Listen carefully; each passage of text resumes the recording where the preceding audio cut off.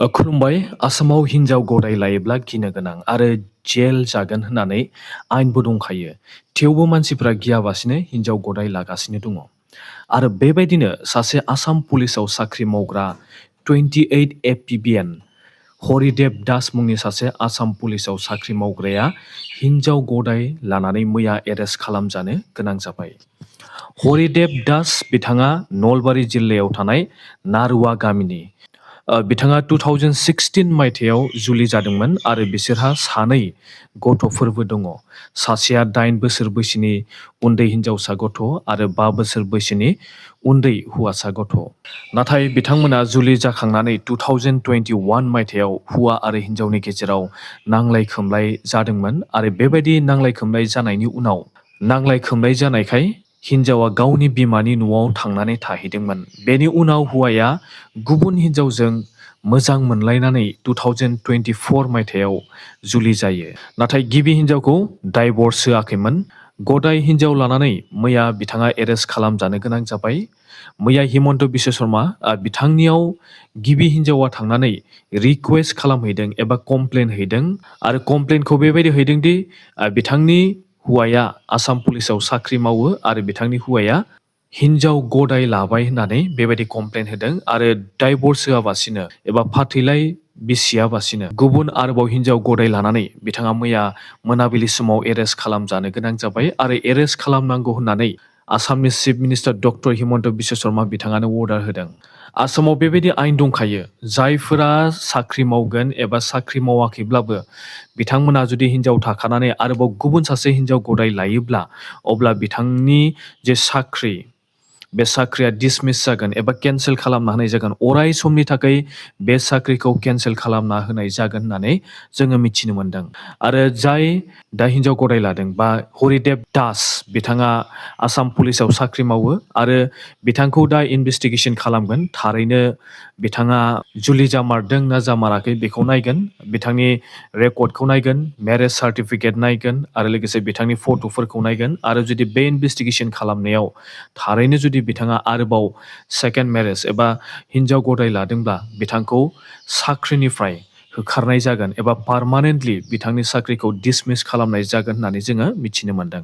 बेल' नङा, आसामाव जायफोरा बेबायदि खामानि मावो बिथांमोना साख्रि दङब्ला बिथांमोननि साख्रिया डिसमिस जागोन एबा केन्सेल जागोन आरो लोगोसे बिथांमोना सरकारनिफ्राय जेबो आसनि एबा स्किमफोरखौ मोननाय नङा होननानैबो जोङो मिथिनो मोन्दों। जोंनि आसामाव हिन्जाव गदाय लानायनि बेरेखायै आयेन दंखायो आरो बे खामानिखौ जायफ्रा मावगोन बिथांमोना जेल जानो नांगोन आरो लोगोसे सरकारनि जायखिजाया सुबिदा एबा स्किम एबा साख्रिफोरखौ खोमाना लानो गोनां जागोन। उदालगुरि जिल्लानि हरिसिंगानि सिङाव थानाय माजुलि साहा बागानाव थानाय डिपुटि मेनेजार इन्तियाक रहमान मुंनि सासे साहा बागाननि डिपुटि मेनेजारआ साहा बागाननि बांलायाव खामानि मावग्रा सानैसो आइजोफोरखौ जिनाहारि खालामनो नागिरदोंमोन। बेनि मादावनो सानै आइजोफोरा कमप्लेन होनायनि उनाव दायनिगिरिखौ मैया पुलिसा एरेस्ट खालामबाय। गरेस्वरनि बाङालिपारायाव रुपाली दास मुंनि आइजोखौ गावनि गोसो थोनाय हौवा चन्दन कुमारा गोदोना सेथेना बुथारबाय होननानै जोङो मिथिनो मोन्दों आरो बिथांनि बयफ्रेन्ड चन्दन कुमार बिथाङानो बे हिन्जावसाखौ गोदोना सेथेनानै बुथारदों होननानै सन्देह खालामनाय जादों। जोंनि बर'फोरनि गेजेराव 2027 मायथाइनि सेन्सासखौ लानानै ससियेल मिडियाफोराव गोबां बर' ख्रिस्टियान आरो बाथौजों गोबां नांलायनाय एबा गाज्रि बुखिलायनायफोरखौ जोङो नुनो मोनगासिनो दङ आरो बे बाथ्राया जादों पलिटिकेल पार्टिनि लिडारफोरा बुंनायनि थाखायनो। आरो लोगोसे बेबायदिनो बर'फोरनि गेजेराव बाथौ आरो ख्रिस्टियानफोरनि गेजेराव मुगैलायनाय जानायखौ जोङो नुनो मोन्दों। हारि आरो धोरोम बे मोननै सोदोबा आलादा आलादा जायो, बे मोननै सोदोबा एखे नङा। हारिनि सोदोबा गुबुन आरो धोरोमनि सोदोबा गुबुन जायो। जोङो एगजाम्पल एबा बिदिन्थि लानानै नायोब्ला मुस्लिम हारिनि मानसिफोरा बयबो इस्लाम धोरोमाव गैया। मुस्लिमफोरा खायफा ख्रिस्टियान धोरोमाव दङ, खायफा इस्लाम धोरोमाव दङ आरो बेबायदिनो एसामिस हारिनि मानसिफोरा आरो लोगोसे बिहारि पान्जाबि हारिनि मानसिफोराबो गुबुन गुबुन धोरोम लानानै बिथांमोनाबो दङ। खायफा पान्जाबिफोरा हिन्दु धोरोम लानानै दङ आरो खायफा पान्जाबिफोरा सिख धोरोम लानानै दङ आरो बेबायदिनो एसामिस हारिनि मानसिफ्राबो खायफा हिन्दु धोरोमाव दङ आरो लोगोसे खायफा इस्लाम धोरोमाव दङ आरो बेबायदिनो खायफा एसामिसफोराबो ख्रिस्टियान धोरोमावबो दङ। बेबायदिनो बर' हारिनि मानसिफ्राबो खायफा बाथौ धोरोमाव दङ, खायफा ब्रह्म धोरोमाव दङ, खायफा भगत धोरोम लानानै दङ, खायफा बर'फोरा जयगुरु धोरोम लानानैबो दङ आरो खायफा बर'फोरा ख्रिस्टियान धोरोम लानानै दङ। बेनिफ्राय जोङो नुनो मोनबाय मोनसे हारिया मोनसेल' धोरोमाव गैया, नाथाय गुबुन गुबुन धोरोम बिथांमोनहाबो दङ। नाथाय माबाफोर समयसा जायोब्ला अब्ला बे गुबुन गुबुन धोरोमाव थानाय गासिबो धोरोमनि मानसिफ्रा गावनि हारिनि एबा गावनि जातिनि समयसाफोर जायोब्ला बिथांमोना खौसे जानानै खामानि मावो। सावतालफोरखौ नाय, सावतालफोरा खायफा हिन्दुआव दङ, सावतालफोरा खायफा ख्रिस्टियानाव दङ, सावतालफोरा आरो खायफा गुबुन गुबुन धोरोम लानानै बिथांमोनाबो दङ। बेनिफ्राय जोङो मिथिनो मोनबाय मोनसे हारिहा गुबुन गुबुन धोरोम थानो हागौ, अब्लाबो गावबा गावनि हारिनि जेंनाफोर जायोब्ला गासैबो धोरोमनि मानसिफ्रा हारिनि जेंनायाव गसङो। नोंथांमोना बेखौ खोनाफेरदोंना? बर' हारिफोरा एबा बाथौ धोरोमनि मानसिफ्रा इस्लाम धोरोम नाजावनाय मानसिफोरबो दङमोन।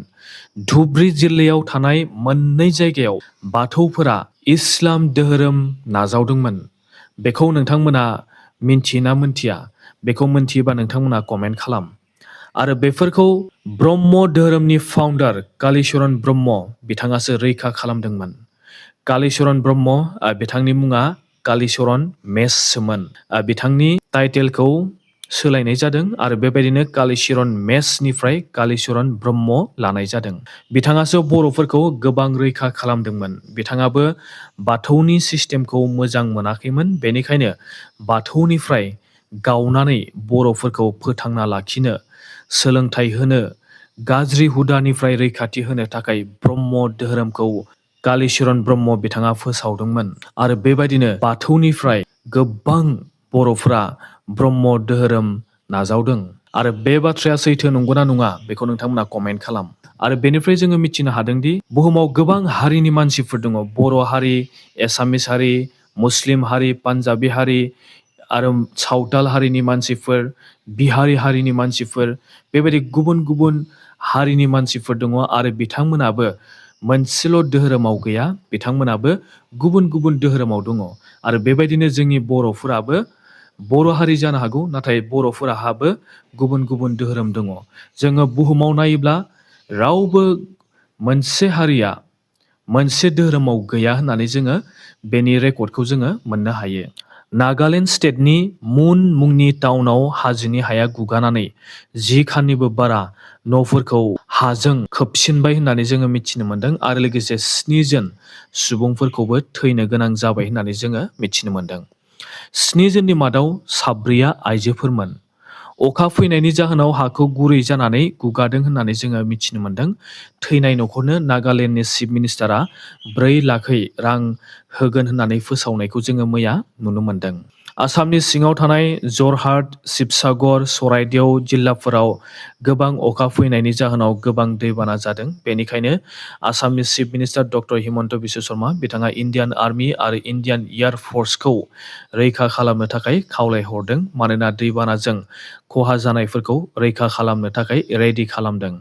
आरो दैबानाया बारानिफ्राय बारासिन जानो हमदों होननानै जोङो मिथिनो मोन्दों। बेनि थाखायनो रेस्किउ टीमखौ रेडि खालामना दोननो नागिरनायखौ जोङो नुनो मोन्दों।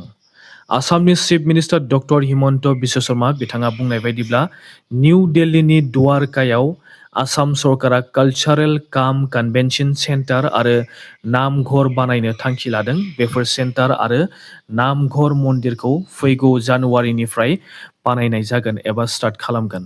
आरो बे जायगायावनो आसामनि कालचारखौ बे निउ दिल्लीयाव थांनानै खुंहैगोन आरो लोगोसे सिनायथिखौ दिन्थिगोन। जोङो मिथिनो मोननाय बायदिब्ला बे कालचारेल सेन्टारखौ 400 जनसो जिरायनो हानाय बायदि बानायनाय जागोन आरो बे बिल्डिंनि गोजौआव श्रीमन्त शंकरदेव आरो माधबदेबनि नामघरखौ बानायनाय जागोन होननानै जोङो मिथिनो मोन्दों। आसामनि chief minister doctor Himanta Biswa Sharma बिथांनि मुङै नंखाय इमेल आइडि बानायनानै एरेस्ट खालामजानो गोनां जाबाय 34 बोसोर बैसोनि पंकज बरा मुंनि सासे सुबुङा।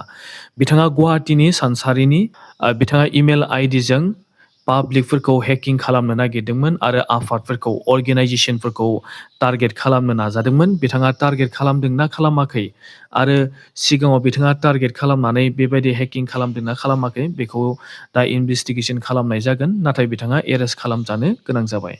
आसामनि chief minister doctor Himanta Biswa Sharma बिथाङा बुंनाय बायदिब्ला अरुणोदय स्किमखौ 3 आगस्तनिफ्राय होफिननाय जासिगोन होननानै जोङो मिथिनो मोन्दों आरो लोगोसे 1 आगस्तनिफ्राय माइरंजों लोगोसे सेनि आरो दालिखौबो होफिननाय जासिगोन। आरो लोगोसे मुख्यमन्त्री निजुत मयना आसुनि आरो लोगोसे मुख्यमन्त्री निजुत बाबु आसुनि बेफोर स्किमखौ 6 आगस्तनिफ्राय होफिननाय जासिगोन होननानै जोङो मिथिनो मोन्दों आरो लोगोसे मुख्यमन्त्री जीवन पेर'ना बे स्किमखौ सेप्तेम्बर दाननिफ्रायसो होनाय जागोन। मैया फिफा फुटबल फाइनेल खेलाया जानानै थांबाय। खेलाया स्पेन आरो आर्जेन्टिना टीमनि गेजेराव दङमोन। स्पेनआ आर्जेन्टिनाखौ 1 गल होनानै आर्जेन्टिनाखौ मैया स्पेनआ फेजेनबाय। स्पेनआ मैया विनार जाबाय। स्पेनआ मैया देरहाबाय। स्पेनआ खननै फिफा वर्ल्ड काप फाइनेलाव देरहानो हाबाय। थांनाय 2010 मायथाइयावबो स्पेनआ देरहादोंमोन आरो 2026 मायथाइयावबो स्पेनआ फाइनेलाव देरहानो हाबाय। स्पेनआ फाइनेलाव देरहानो हानाय हिसाबै 490 कौटि एबा 490 कौटि स्पेनआ फाइनेलाव देरहानायनि थाखाय बे रांखौ मोनगोन आरो जेननाय टीम आर्जेन्टिनाया 328 करोड़ रां मोनगोन। स' नोंथांमोना भिडिअखौ मोजां मोनबायब्ला मोनसे लाइक खालाम, शेयार खालाम आरो लोगोसे चेनेलाव गोदानबा चेनेलखौ नोंथांमोना साबस्क्राइब खालामनानै लानो दाबाव। दासिमनि रादाबा एसेनोसै। Thank you.